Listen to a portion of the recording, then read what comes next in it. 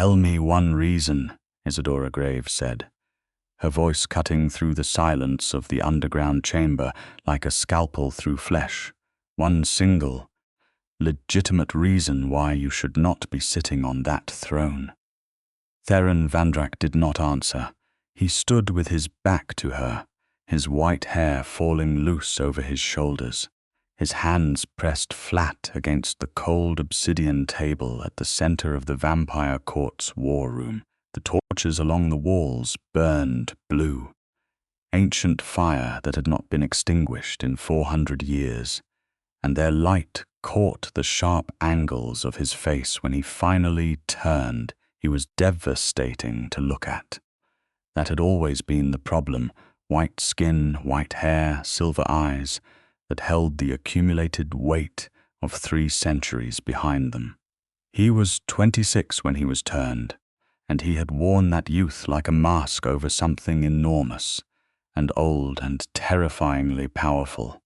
His jaw was set hard, his expression composed with the practiced control of vampire royalty.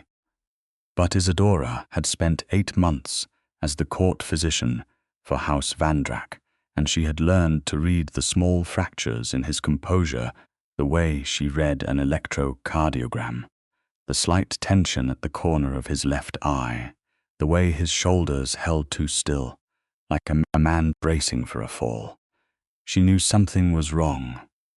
The moment she had been summoned at 3 in the morning, rushed through the hidden corridors beneath what the human world knew as a private art museum in the financial district of London. She knew it was catastrophic when she found the heir of House Vandrak standing alone, the entire court emptied, a sealed letter bearing the blood-red signet of the Vampire High Council open on the table before him. She had read it over his shoulder before he could stop her. The High Council had declared Theron Vandrak unfit for succession, unfit to inherit the seat his father, Lord Casimir Vandrak, had held for 2 centuries. The reasoning given was one sentence: blood law violation, ancient vow broken, heir unworthy. And Theron had not argued. That was what had shattered something in Isadora's chest. "You're not going to fight this," she said. It was not a question. He finally moved, crossing the room with that vampire grace that still made her breath catch no matter how many times she witnessed it. He stopped a few feet from her, and she refused to step back. She had never once stepped back from Theron Vandrak, and she was not about to begin. "Dr. Graves," he said, and his voice was the low register that meant he was choosing his words with surgical care. "This is not your concern. You collapsed in the corridor outside the medical wing 4 hours ago. Your council has declared you unworthy of your own birthright. You are standing in an empty war room at 3 in the morning, alone, with what I can only describe as a 1,000-year-old look of self-destruction on your face. That makes it my concern." Something moved across his expression so quickly she almost missed it. Not anger, closer to grief. "The High Council's decision is final," he said. "Then tell me why." She stepped forward, placing herself directly in his line of sight so he could not look past her. "Tell me what blood law violation they are accusing you of, Theron." His silver eyes dropped to her face, and for a moment, the careful architecture of his composure came down just enough for her to see what was underneath. Exhaustion, not physical, because vampires did not tire the way humans did. The deeper kind, the kind that came from carrying something enormous for a very long time entirely alone. 3 months ago, he said quietly, I fed a human through the blood law crisis. She waited. Not through the sanctioned channels, not through the contracted donors the court maintains. I went into the city above, to the hospital district, because there were injured from the boundary collapse between the human and vampire sectors, and the court's medical resources were focused on our own. He paused, I gave blood to a human child who would have died." Isadora stared at him. "You gave blood?" "Yes, you fed her your blood to save her life. She was 7 years old, Dr. Graves. She was bleeding from internal injuries, and the ambulance could not reach the sector in time because of the collapsed boundary wards. So yes, I gave her blood. Vampire blood in sufficient quantity can knit internal trauma within minutes, which you know because you are the one who documented that capability in your research." He looked at her steadily. The High Council discovered it in the census of medical anomalies. Human child with accelerated healing markers. They traced the blood signature back to me. And their position is that you violated the ancient blood law that prohibits mixing vampire blood with the human population outside of court-sanctioned turning protocol, Isadora said slowly, assembling it the way she assembled a diagnosis. And their determination is that this violation makes you unfit to lead, correct? She stared at him for a long, still moment. Then she said very quietly, "That is the most profoundly backwards reasoning I have heard in 32 years of living. And I have listened to insurance companies explain why they will not cover life-saving procedures." He blinked. In 300 years, Isadora suspected no one had responded to a High Council ruling quite like that. She pulled a chair from beneath the obsidian table and sat down, pressing her fingers to her temples, thinking. Theron watched her. He always watched her with that particular quality of attention, focused and intent, as though she was solving a problem only she could solve, and he was genuinely curious about the answer. "Sit down, I prefer to stand. Theron, sit down." He sat. It was the small miracles you had to appreciate. She looked at him across the table. "How long have you believed the Council's characterization of you?" "I do not follow." "How long have you believed you were unworthy?" "Not of the succession. I mean in general, as a being." The silence that followed was so long and so particular that it told her everything. He had believed it a very long time, long enough that the Council's letter had not come as a shock, but as a confirmation of something he had told himself for years. That was the wound she needed to find, and now she had. She thought about the 8 months she had spent as House Vandrak's physician. She had taken the position because the research opportunity was unparalleled, because vampire biology was a frontier so unexplored it made her fingers itch. She had expected ancient arrogance and tolerated condescension. She had expected monsters wearing elegance as a costume. She had not expected Theron Vandrak to be the first one at her laboratory door at 6 in the morning, asking with genuine curiosity what she had discovered overnight. She had not expected him to remember the name of every servant in the court and inquire after their families. She had not expected to find him in the court's records room at midnight, painstakingly translating blood law edicts from Old Dacian into modern legal language so that the human contractors working under court protection could understand their own rights. She had not expected to fall in love with him somewhere around the 3rd month, quietly and devastatingly, the way one falls asleep. Gradually and then, all at once, she had said nothing, because he was the heir of the most powerful vampire house in Northern Europe, and she was a human physician who had taken a 12-month contract. The distance between those two facts seemed impossible to cross. But this moment, this terrible 3 in the morning moment, with the blue torches and the Council's letter and his silver eyes full of everything he would never say, felt like the distance collapsing. "I am going to tell you something," she said, "and I need you to listen without interrupting me. Can you do that, Isadora?" The use of her first name without the professional distance of her title, made her heart do something complicated. You do not have to defend me. I am not defending you. I am presenting evidence. There is a difference. She folded her hands on the table. You are going to sit there and receive it, and then you are going to tell me I am wrong, and then I am going to show you exactly why you are not. This is non-negotiable. Something happened in his expression then. Some great internal structure shifted. He settled back in his chair, and he looked at her with those silver eyes that could reduce grown vampires to silence at 50 paces, and he said, with a careful softness that destroyed her composure somewhat, "Very well." She took a breath and she began, "You saved a 7-year-old child's life," she said. "That is the first reason you are not unworthy, not the act itself, though the act is extraordinary. What it tells me is this. You were in the middle of managing a boundary crisis that threatened 200 years of political stability, and you saw one small human life that the system had failed to catch, and you stopped. You did not delegate. You did not document it for later.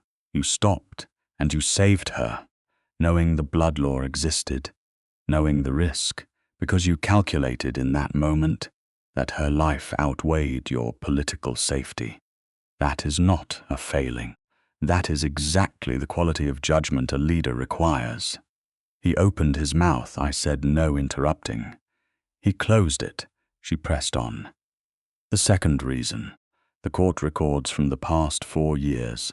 I have read all of them because your librarian Vesna lets me read anything I ask for, and I ask for everything. In 4 years, the number of blood law cases brought before the court that resulted in punitive action against human parties has dropped by 63%. The number resulting in fair arbitration has increased by exactly the same amount. That did not happen because the law changed. It happened because you have been sitting on the arbitration council and shaping every decision. You have been quietly, systematically making this court more just, one ruling at a time, without ever announcing it or taking credit." The muscle in his jaw shifted. She recognized it as the expression he wore when something breached the wall he kept around himself. "The third reason," she continued, "the treaty with the Marevka clan, the one that the High Council said was impossible because the Marevka had not negotiated with House Vandrak in 90 years. You spent 14 months in quiet correspondence with Elder Serafka Marevka, and you never told anyone except your father. I know because Lord Casimir told me.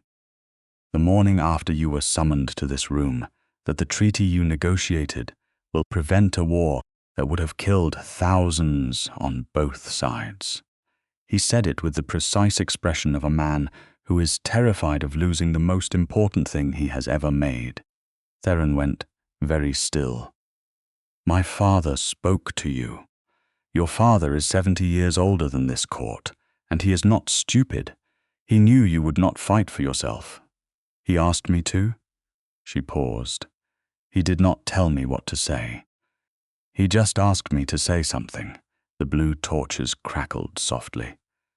Somewhere above them, 12 floors up, London was going about its middle-of-the-night business, entirely unaware that the heir of the most powerful vampire court in the northern hemisphere was sitting very still and looking at a human woman with an expression that she was beginning to recognize as the most unguarded she had ever seen on his face. "Fourth reason," she said, quieter now, "the medical wing.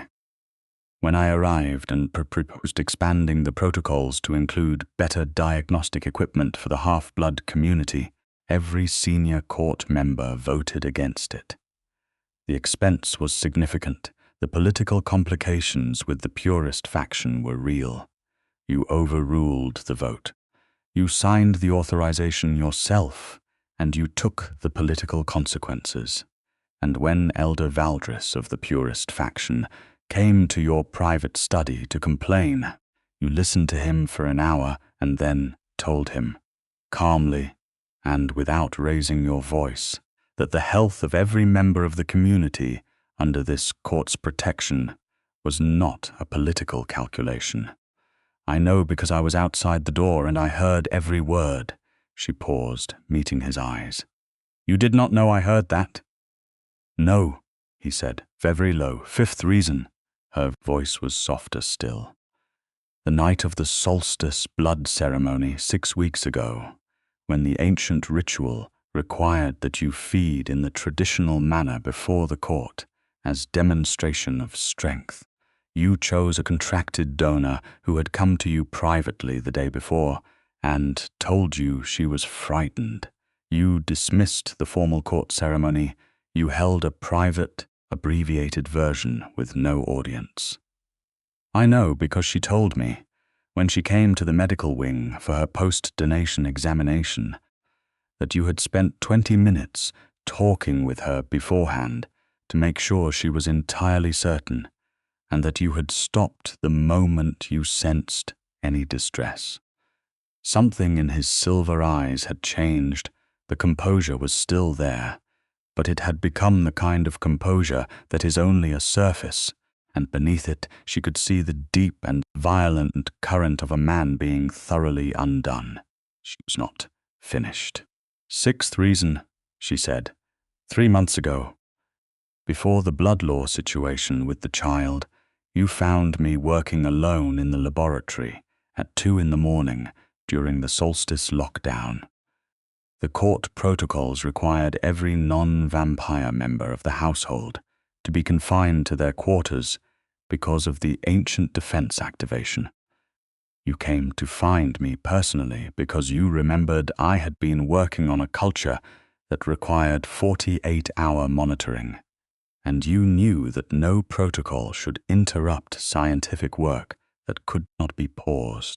You sat with me for 4 hours in a chair in the corner of my lab, and you kept me company so that I was not alone in a locked building in the middle of a supernatural lockdown. You read your correspondence. You did not complain. You simply stayed. She stopped. Her throat was doing something she was not entirely pleased about. That night, she said, more carefully, I understood that I was in serious trouble. He looked at her. The ancient weight of 3 centuries was in his face, and beneath it something else, raw and uncertain and entirely new. Isadora, he said, and the way he said her name was not the way he said anything else. I am not finished, she steadied herself. The 7th reason, and this one matters most to the council's specific charge. The blood law they are citing was written in 1387. I have read the original text in the original Old Dacian, because your librarian Vesna is exceptional, and the court's archives are extraordinary. The law prohibits mixing vampire blood with the human population without sanction. The intended target of that law was the turning of humans against their will. It was never intended to prevent emergency medical intervention. The Council is applying a 600-year-old law to a situation its authors never contemplated, and they are doing so for political reasons that have nothing to do with justice, and everything to do with the fact that you are planning to reform the succession structure in ways that threaten the financial interests of 3 specific council families. She laid her hands flat on the table. I know which 3 families. I have been doing the reading. The silence in the chamber was enormous and complete. Theron Vandrak looked at her for a very long time. He looked at her the way she imagined someone looked at something they had been certain was impossible and had just seen materialize in front of them with complete, undeniable reality. You, he said finally, have been investigating the High Council. I am a physician. Investigating the cause of symptoms is my entire skill set, Isadora. The High Council is not a set of symptoms. They are 5 of the most ancient and dangerous vampires in existence. If they became aware that a human court physician was building a case against their ruling, then I suppose it is fortunate that I have been building it in a medical research framework that no one thinks to look twice at. She held his gaze. I have documentation, the financial interests, the timing of the ruling relative to your succession reform proposal, the absence of any precedent in 600 years of blood law application for using this particular statute in a medical context. He stared at her. I can present it, she said, to whatever body hears appeals from High Council, rulings, the conclave of elders. The conclave has not been convened in 40 years. Then it is overdue. She paused. There is also the question of Elder Serafka Marevka, who I believe, based on Lord Casimir's description of your correspondence, owes you a significant political debt, and who is herself a conclave elder. Something shifted in his expression that might, on a less controlled face, have been called astonishment. You have a strategy, he said. I have several. I am a contingency planner by nature. Surgery teaches you that every procedure requires a primary approach, a fallback, and an emergency response. You planned all of this. I planned the outline in the corridor on the way. Here I do my best thinking under time pressure. He was quiet for a moment. Then, with the deliberateness of a man who moved through the world with extreme care around things that mattered to him, he reached across the table and covered her hands with his. His skin was cooler than hers. It always was. But the weight and warmth of the contact was something she felt in her entire body. Why? He asked. The question was simple and profound, and asked at the lowest register of his voice, the one she was fairly certain no one else in the court ever heard. She looked down at their hands and then back up at his face.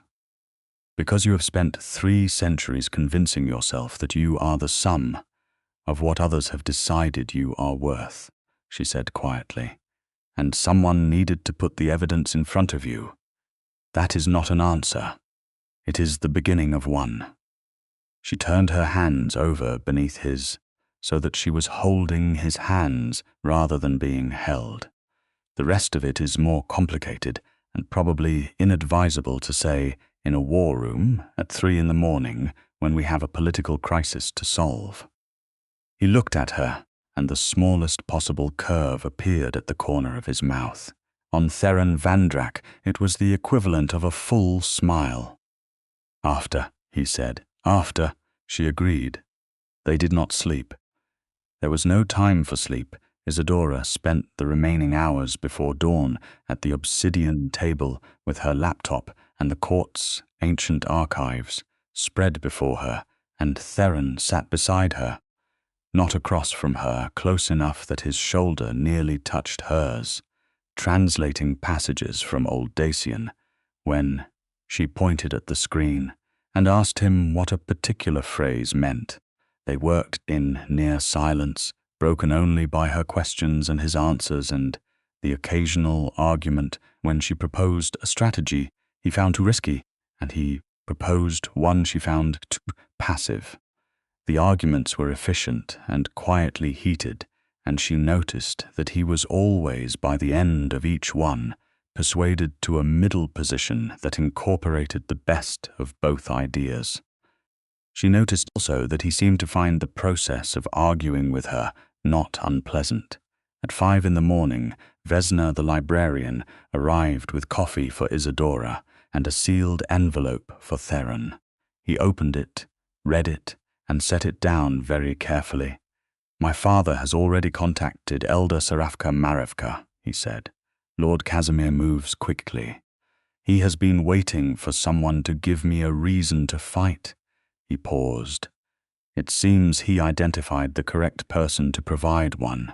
She did not look up from her screen. Drink your blood, Theron. You need your strength. There was a pause of 3 seconds. "Yes, Doctor," he said, and the warmth in his voice was something she chose not to examine at this particular moment, because she had a legal brief to finish. The conclave of elders convened 6 days later. It was held in the deep court beneath the museum, in the chamber that predated the building above it by 3 centuries. The room held only the 5 elders, Lord Casimir, Theron, and, by allowance of Elder Serafka, Marevka, Isadora, the allowance was unprecedented. Several of the elders made this clear with their expressions. Isadora wore her best black dress and her hospital identification badge because she had decided that being visibly and unapologetically what she was, a human, a physician, and a woman who was going to present a legal scientific argument to the 5 oldest vampires she had ever encountered, was the correct approach. If she dressed up or down from herself, she would be operating from a position of apology. She had decided not to apologize. The 3 elders who opposed Theron were called Valdris, Morthek, and Sunniva. They were ancient in the way that very old trees are ancient, vast and still and rooted, with the specific danger of things that have survived everything by being unmovable. They looked at Isadora as though she were a document written in an interesting but irrelevant language. Elder Serafka Marevka looked at her differently. Serafka was 800 years old, white-haired like all vampires, but with a quality of silver that was almost luminescent. And she looked at Isadora with the specific assessment of someone who had been told important things about her and was now determining whether those things were accurate. The remaining elder, Aldrich, was the neutral party. He was quiet and watchful, and Isadora had decided in the 30 seconds she had observed him that he was likely the most intelligent person in the room, which made him the most important to persuade. She presented her argument with the structure of a medical paper: question, evidence, analysis, conclusion. She laid the financial entanglements of Valdris, Morthek, and Sunniva before the conclave with the precision of a surgical diagram. She presented the original 1387 blood law text with her translation notes and Theron's corrections beside them, showing the intent of the statute and the distance of this application from that intent. She cited every precedent she had found in 6 centuries of records in which the statute had been applied, demonstrating that not one of them involved emergency medical intervention. She spoke for 47 minutes. When she finished, the chamber was very quiet. Elder Valdris said, in the resonant tone of a man who had not needed to raise his voice to be heard since the 14th century.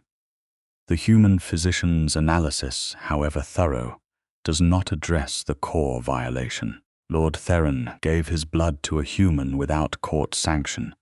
This is not in dispute. It is not in dispute, Isadora agreed.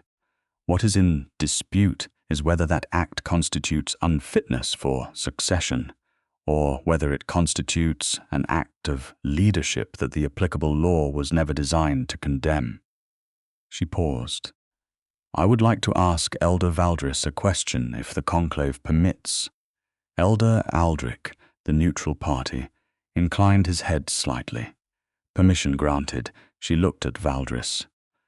If the child had died, and the cause of her death had been investigated, and it had been discovered that Lord Theron was present at the scene, with the capability to save her, and chose not to do so in order to remain in compliance with blood law, as you have characterized it, what would that tell you about his fitness to lead?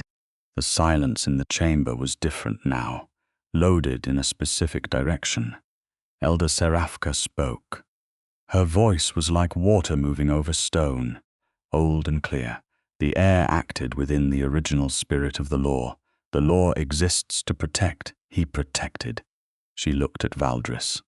The question before this conclave is not whether Lord Theron broke a rule. The question is whether this conclave will allow the corruption of an ancient code to strip a worthy heir of his birthright for political convenience. Morthek said sharply, "Serafka, your debt to House Vandrak is well known and represents a conflict of—" "My debt to House Vandrak," Serafka said, very calmly, "is the product of a treaty that your faction opposed because it threatened your border taxation income. Yes, I have a debt. I also have a conscience and 800 years of legal precedent in my memory. Do not attempt to conflate the two." The vote was 3 against 2.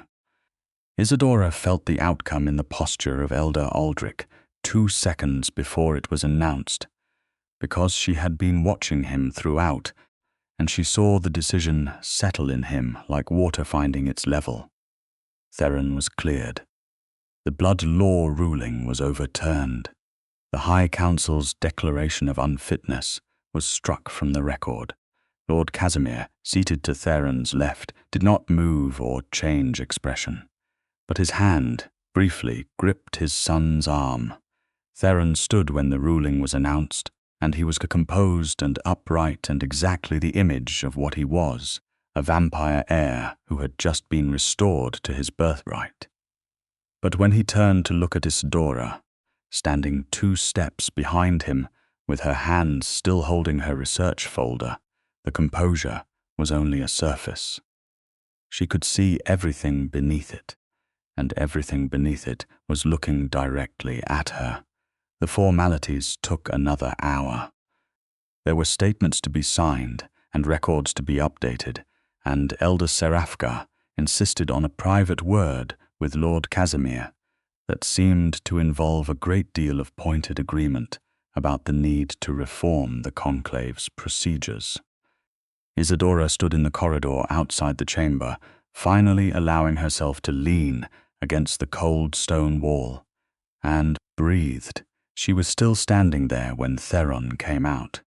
He crossed the corridor in 2 steps and stopped directly in front of her. He was close enough that she could see the exact shade of his silver eyes, which was not silver at all up close, but a complex layering of grey and pale blue, and something that had no human color name. "You said after," he said. Her heart was doing its complicated thing again. "I said, after the crisis is resolved. It is, you are still here." She looked up at him. "I am still here." He reached up very slowly and touched her face with one hand. His thumb traced the line of her cheekbone with a care so precise it felt like a question. She turned into it slightly, the smallest possible movement, and that seemed to be the answer. He kissed her with the controlled deliberateness of a man who had wanted to do something for a long time, and had finally given himself permission. It was not tentative. He was Theron Vandrak, and he did nothing tentatively, but there was a quality of extraordinary care to it, the way someone handles something they recognize as irreplaceable. She kissed him back with the whole of her attention. Because she was Isadora Graves, and when she committed to something, she committed completely. When they finally separated, his forehead came to rest against hers, and the silence between them was the warm kind, full rather than empty. "I need to say something," he said quietly. "Say it." "I have spent a considerable number of years informing myself that the combination of what I am and what I have done makes me unsuitable for anything that resembles what I want." She waited. "You have comprehensively dismantled that argument with primary source documentation and 6 centuries of legal precedent." She laughed, and the sound of it was surprised and genuine, and she felt him breathe it in like he was memorizing it. "I am going to keep doing that," she said. "Every time you start building that case against yourself, I am going to pull out the evidence. I expect you will is going to become extremely irritating." Almost certainly, she pulled back enough to look at him. Theron, I need to say something as well. He looked at her steadily. My contract ends in 4 months. I was planning to return to my research position at University College. My work here has been the most extraordinary opportunity of my career, but I did not intend to make it permanent, because I was not sure, she paused carefully, whether the things I was feeling here were being received. Something in his expression shifted, warm and direct, and entirely unguarded. They were received, he said. I gathered. She took a breath. I am not afraid of what you are. I want you to know that. I have spent 8 months working with vampire biology and vampire politics and the considerable complexity of this entire court, and none of it frightens me. You do not frighten me, I know, he said. You have never in 8 months treated me as though I were something to be afraid of. You have treated me as someone to argue with about diagnostic protocol and legal interpretation.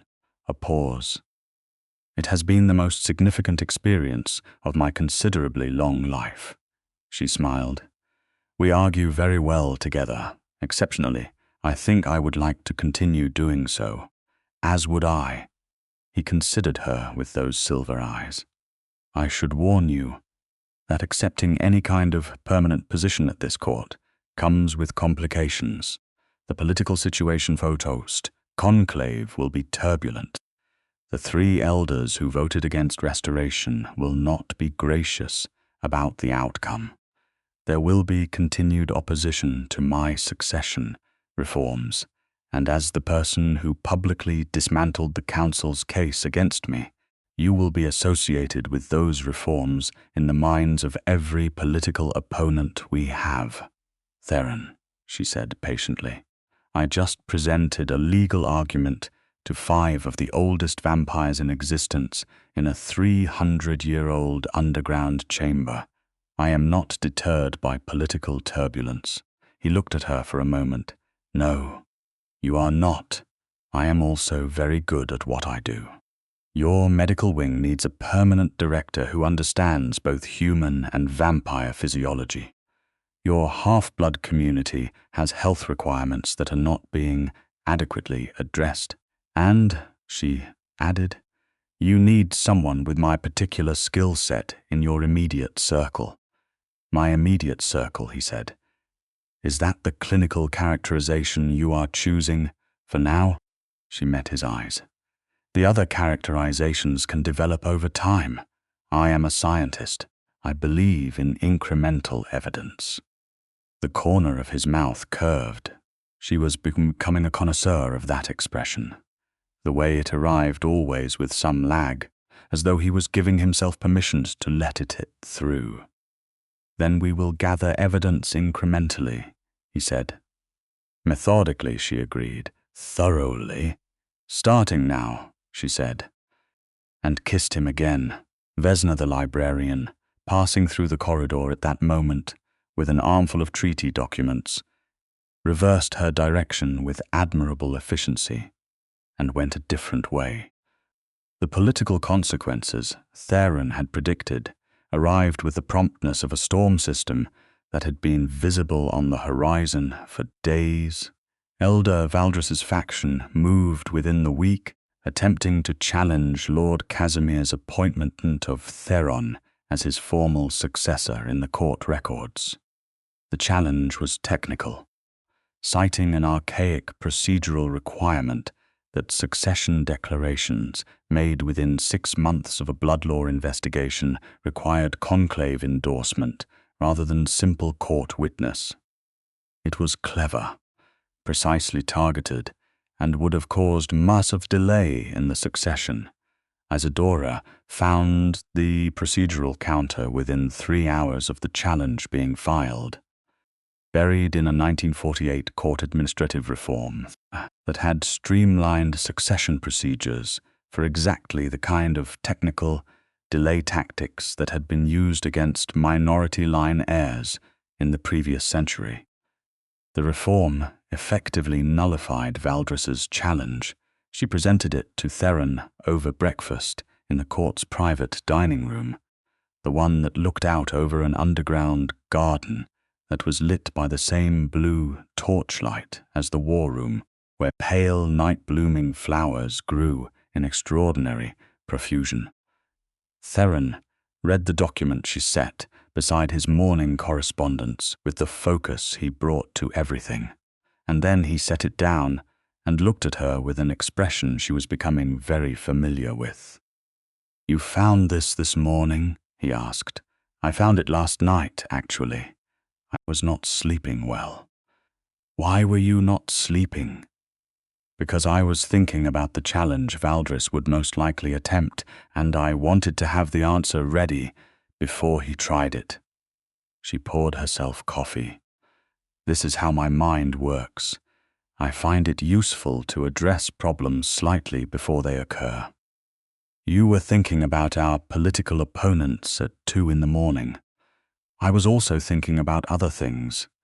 She did not look up from her coffee, but the political opponents were pressing. The warmth in his voice, when he said her name, just her name, did the complicated thing to her heart again. She looked up. "You are extraordinary," he said with the directness he brought to everything true. She felt color rise in her face, which was embarrassing and also entirely unavoidable. "I am thorough. It is not quite the same thing." "It is, in this case, precisely the same thing." She decided this was a good moment to look back at her coffee. The succession was formally confirmed 12 days later. Lord Casimir stood before the full court, which was assembled in the great chamber where the ancient columns had been standing since before the city above was a city, and he read the declaration in the old tongue, which Theron translated for her afterward, in low, careful phrases that sounded like something between music and ceremony. When it was done, the court acclaimed Theron as heir by the ancient method, which involved a sound Isadora could only describe as resonant, a harmonized acknowledgement that the assembled vampires produced without any apparent coordination, as though they all felt it at the same time. It moved through her like a subsonic vibration.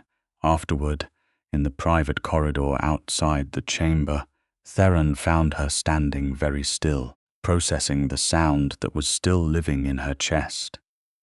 "Are you all right?" he asked. "What was that?" she said. "The acclaim. It is a sympathetic resonance. All vampires produce it involuntarily when a succession declaration is made before the full court. It is an evolutionary artifact from a time before language. It is extraordinary. Most humans find it unsettling." She turned to look at him. "It was not unsettling.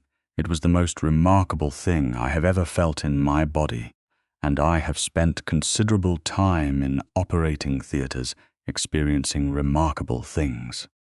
He looked at her with that expression she had learned by now was what 3 centuries of disciplined composure looked like when it was genuinely happy.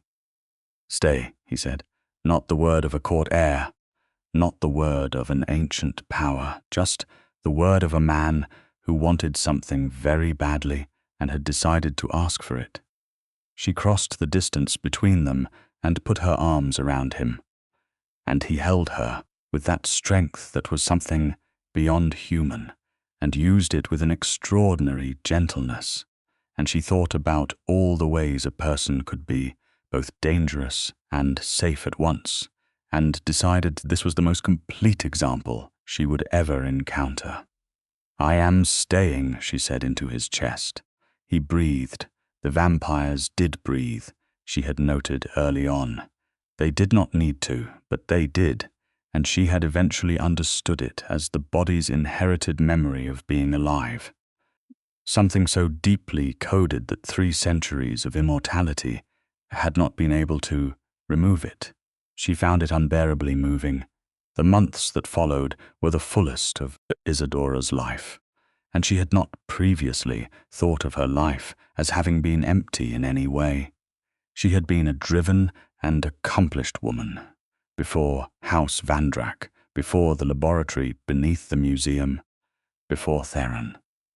She restructured the medical wing completely, bringing in equipment that operated on principles she had developed specifically for vampire biology, and that would, she was fairly certain, eventually result in a publication that would revolutionize a field that technically did not officially exist. She established a clinic for the half-blood community, working 3 evenings a week in a discreet consulting room on the second sublevel, building relationships with individuals who had been medically underserved for their entire lives.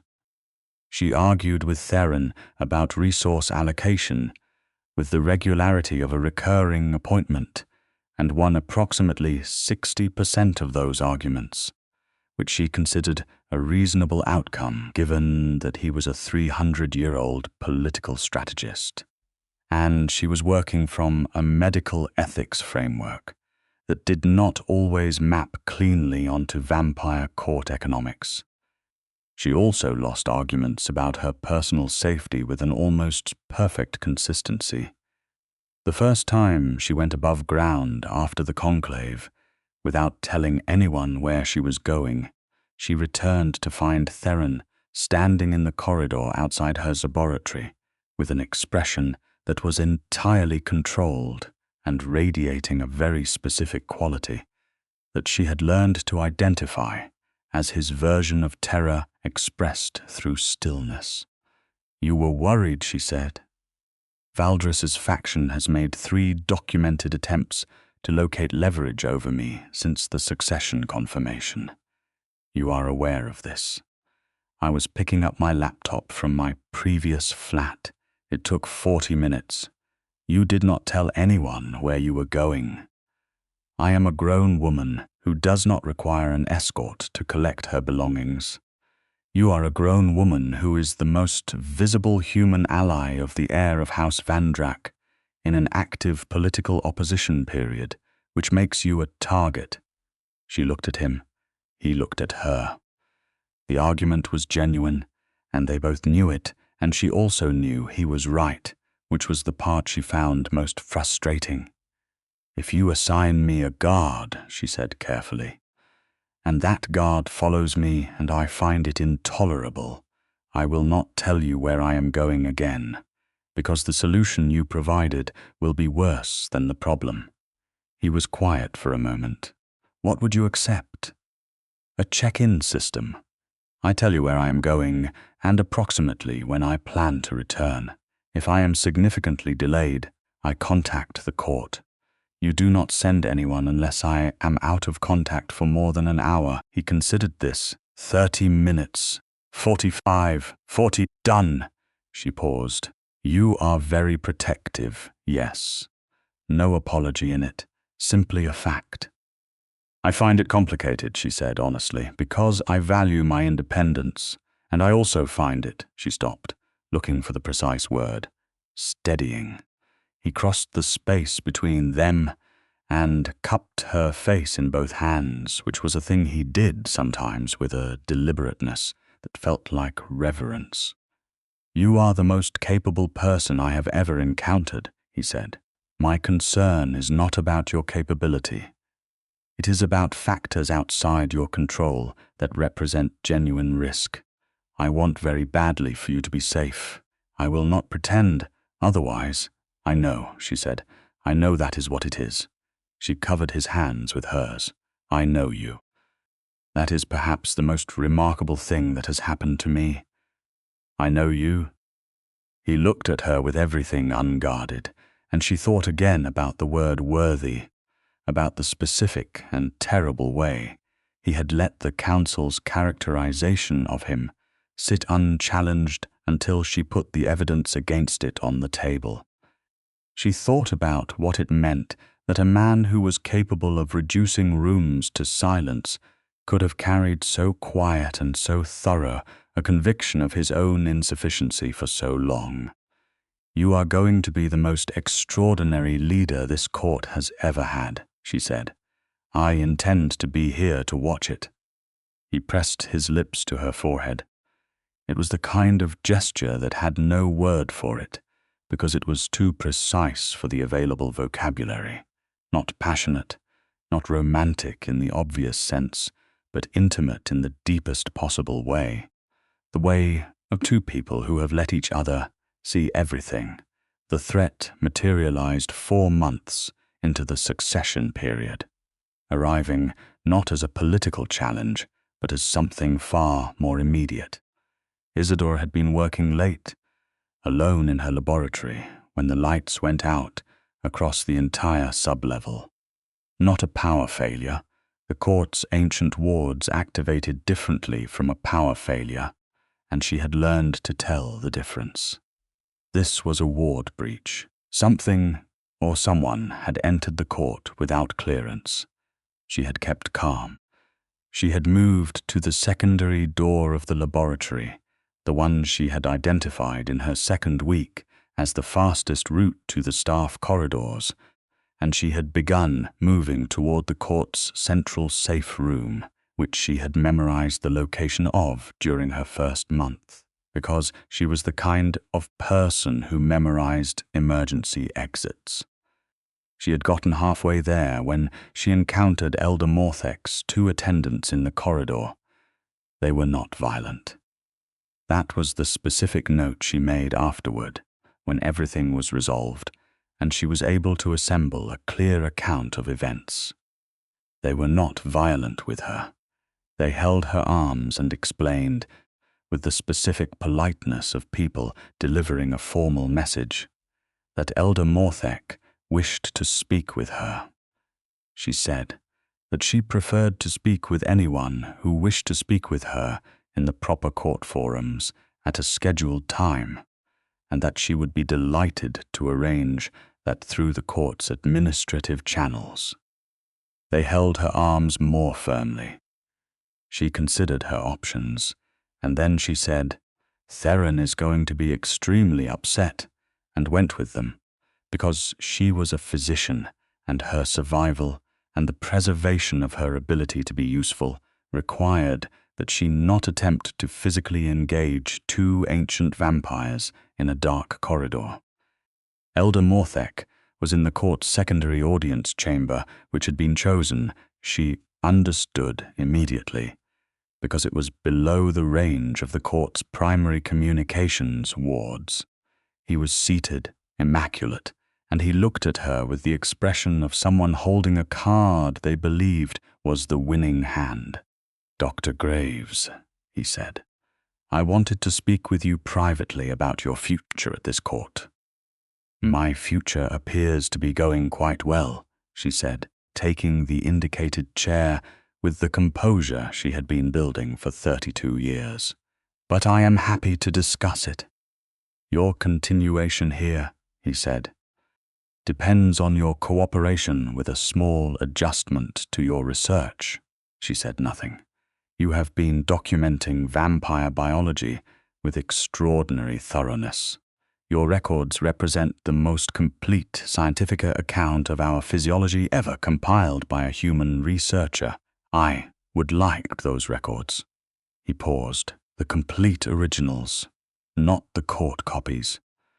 The copies you maintain in your private research files." She understood immediately. Her private records included observations that went beyond the court's official documentation, including her observations of the power dynamics, political structures, and personnel of House Vandrak, the kind of detailed situational knowledge that a faction opposing the succession could use to identify vulnerabilities. "No," she said simply. Morthek looked at her with a quality of patient danger that was 800 years old. "You are human, Doctor, and you are alone." "I have been alone with dangerous things before," she said. "It is an occupational condition. Theron Vandrak will not always be able to protect you." "Elder Morthek," she said, with the calm she used when she was explaining a difficult diagnosis to a patient who was frightened and trying to respond with aggression, "I want you to consider 2 things. First, My private research files are encrypted with a system that requires both my biometrics and a secondary authentication that I alone know, and which I have structured to automatically transmit to a secure external server if there is any unauthorized access attempt. Any person who attempts to take those files by force will find them instantly beyond reach. She paused to let that land. Second, Theron Vandrak is aware that I am in this room because I told the court's emergency contact protocol where I was going before I entered the corridor, which I do now as a matter of habit, every single time I move through this court. She paused again. That was the adjustment we made 4 months ago. 40-minute contact window. The door of the secondary chamber opened. Theron came through it with 4 of the court's senior guard, and the specific quality of his presence in that moment, the absolute contained danger of it, was something she had not seen at that full register before. It was not rage, it was colder than rage. It was the specific temperature of a man who was made of extraordinary power and was holding every particle of it in precise, controlled readiness. He took in the room in one glance. He found her face. He checked in the space of a second that she was physically unharmed. Then he looked at Elder Morthek with an expression that Isadora decided she would not have wanted directed at herself for any consideration. "Lord Theron," Morthek said, with the composure of a man who had survived 800 years and was still calculating odds. "This was simply a conversation." "Dr. Graves," Theron said, without looking away from Morthek. "Are you harmed?" "No." "Were you coerced?" "The attempt none was made," she paused. "It was not particularly successful." "No," Theron said, "it was not." He looked at Morthek with the full weight of what he was, an heir in confirmed succession, standing in his own court, with the full force of blood law and ancient code behind him. "Elder Morthek, you have violated the court's ancient sanctuary protocol by bringing a member of my household into a warded chamber without their consent. Under the code you have spent 8 centuries citing at me. I have both the right and the obligation to respond to that." Morthek said nothing. "I am choosing to respond to it," Theron continued, "through the conclave, because I believe in the structures of our law, even when those structures have been used against me, and I will not become what you are in order to defend against what you are." He turned then, finally, and crossed to Isadora. He offered her his hand, and she took it, and the grip of his hand on hers was firm and warm in the way of someone who needed contact for reasons beyond the professional. "Let us go home," he said. She walked out of the chamber beside him, and the guard closed around them, and she felt the specific quality of his attention on her, monitoring, present, enormously relieved, all of it held under the surface of his composure. "In the corridor outside," she said quietly. 40 minutes. 37, he said. "You were counting every second."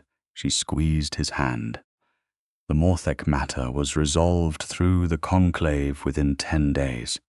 The ward breach and coercion attempt against a protected court member in confirmed standing was a clear violation of the code, impossible to argue around, and Morthek knew it. He negotiated his own exit from the political sphere with the efficiency of a man who understood when a position was lost, and he withdrew from active involvement in court affairs.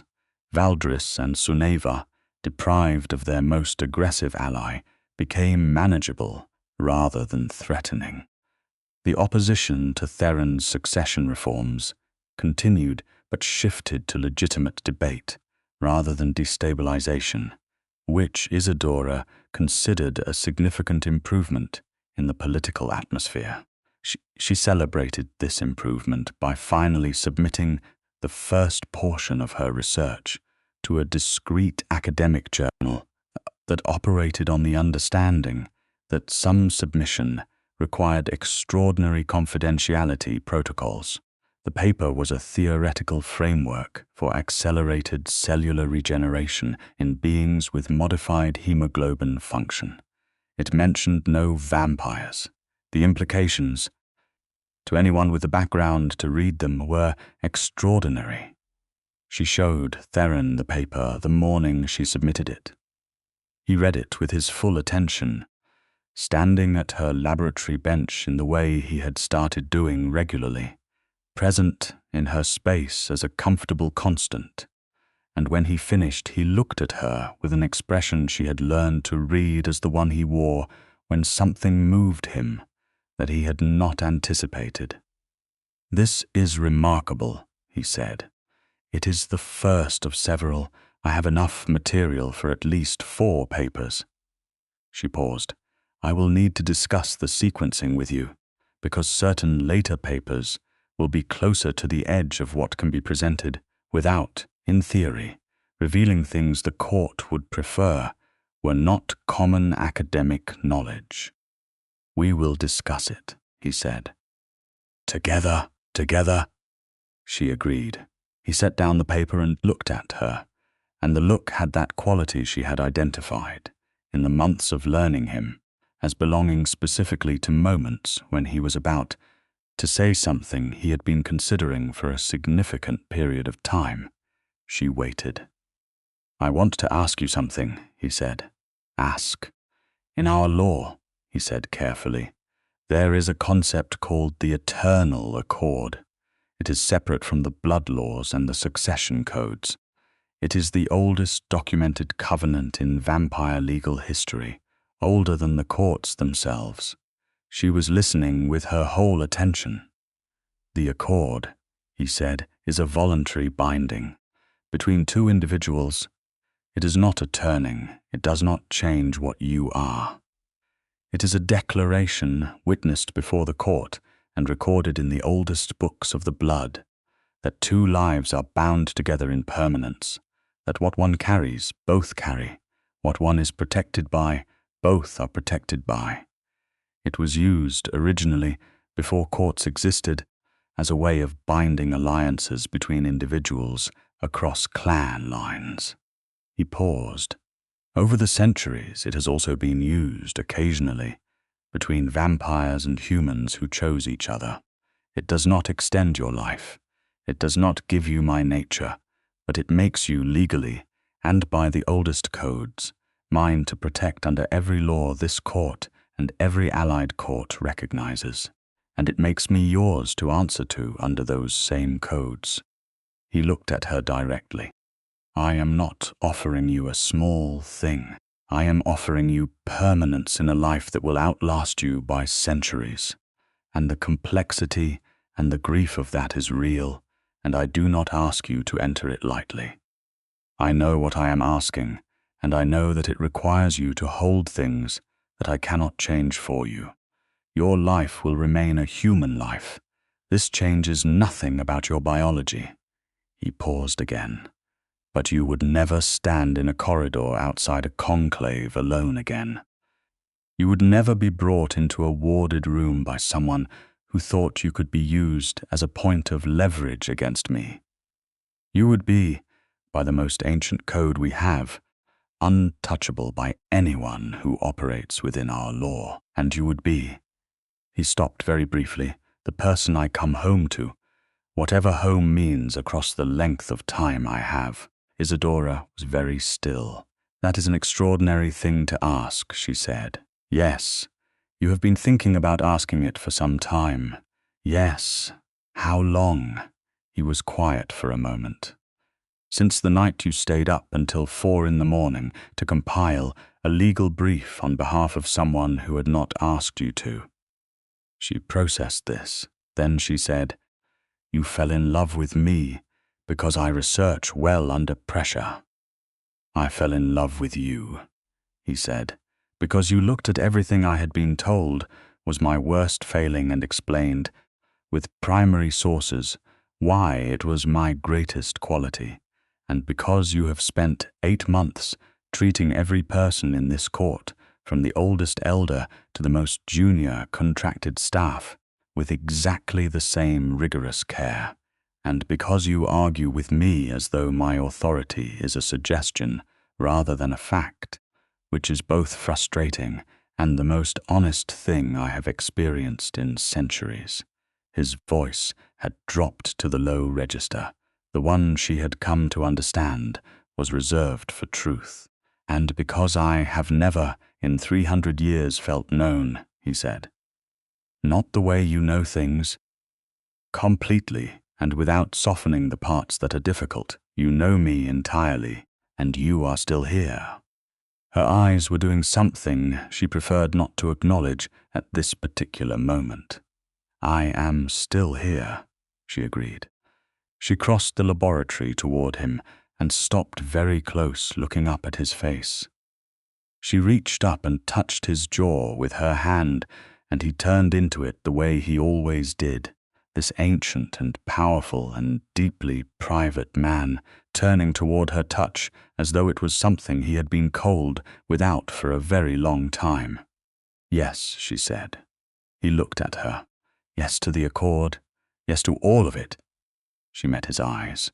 The complexity and the grief and the permanence and the home. Yes to all of it.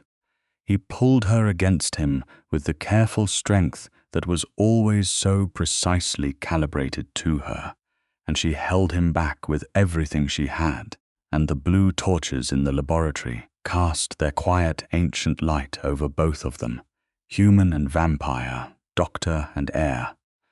Two people who had found each other through evidence and argument and extraordinary, unplanned trust. The eternal accord was witnessed 3 weeks later. It was a small ceremony by the standards of the court, which had a considerable capacity for elaborate formality. Theron had specified small, and the court had complied with some resistance from the traditional faction and considerable enthusiasm from Vesna the librarian, who turned out to have strong opinions about flowers. Lord Casimir stood as the court's formal witness. Elder Serafka Marevka stood as the conclave's witness, her presence making the accord's recognition by the broader vampire legal community unassailable. Isadora's colleague from her previous research position, a woman named Petra who was small and skeptical and had needed exactly 45 minutes of explanation before she became entirely comfortable with the reality of vampires, attended as the human witness and cried, which Isadora had known would happen and had planned for with tissues. The ancient books of the blood were as extraordinary as the name suggested.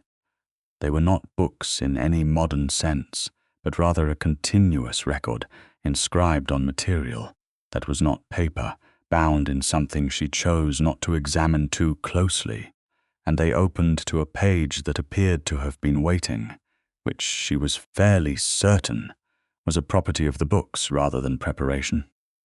Theron spoke the accord in the old tongue, which Isadora had been learning, because she learned everything that was in front of her to learn, and she understood enough to follow it.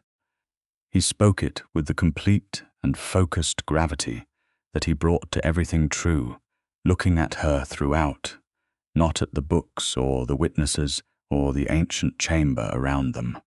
She spoke her part in both the old tongue and in English, because the court's ceremony master had confirmed this was permissible, and she wanted the record to be clear in 2 languages. What she said was, I choose this entirely. I choose him without qualification, and I intend to continue arguing with him about resource allocation for the remainder of my natural life, which I believe constitutes a reasonable definition of love. Petra laughed through her crying. Lord Casimir allowed the very smallest of smiles. Elder Serafka looked at her with the expression of an 800-year-old woman who has seen most things and recognized something rare, and Theron looked at her with nothing guarded at all, every century of himself present and entirely undefended. And she thought about worthy and unworthy, and the long terrible distance between what a person is told they are and what they actually are. And she thought about evidence and primary sources, and the radical act of knowing someone completely and staying.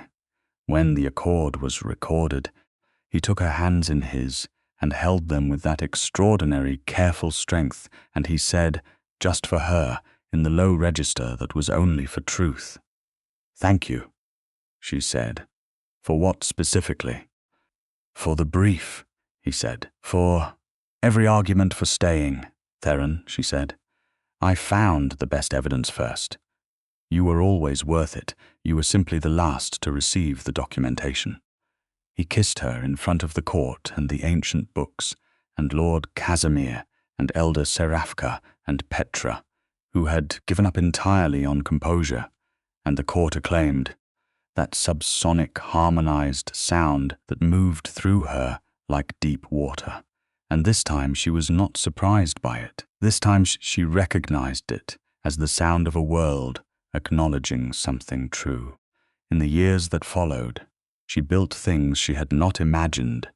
When she was a human physician with a 12-month contract and a brilliant contained loneliness she had never examined too closely, she built the clinic into something that functioned as the first fully integrated medical facility for both the human and vampire communities in Northern Europe, operating simultaneously within the confidentiality structures of both worlds. She published 6 papers, each one moving the theoretical framework incrementally closer to the actual truth of vampire biology, while remaining plausibly deniable to anyone, without the specific knowledge to read between the lines.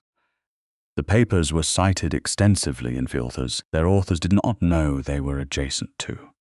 She watched Theron become what she had known he would be. He reformed the succession laws, slowly and systematically, over 4 years of debate and negotiation, until the structures that had been used against him were replaced with something fairer and more durable. He negotiated 2 more treaty alliances with clans that had been hostile to House Vandrak for generations, because he had learned something early and practiced it obsessively, that listening entirely to the other party before speaking, before strategizing, before doing anything at all, solved problems that centuries of confrontation had not.